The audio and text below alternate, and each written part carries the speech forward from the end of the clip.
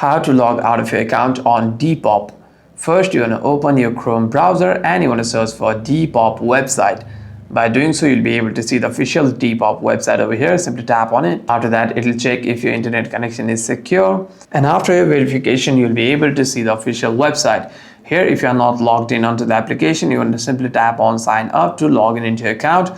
However, if you're already logged in, you want to simply tap on these three bars over here. After that, you'll be able to see a sign out option at the very bottom of this menu bar over here. However, there is a much quicker way to log out of your account if you're using the app itself. You want to simply come back from here, and let's say this is the app here, and let's say this is the Depop app we have. Simply tap and hold on to the Depop app and click on app info. After that, you want to simply tap on storage and cache, and here you want to simply clear your storage from here. By doing so, you have successfully removed all of the user's data, hence logging you out of your account as well. Hope this video was helpful, and if you have any further questions, do comment down below.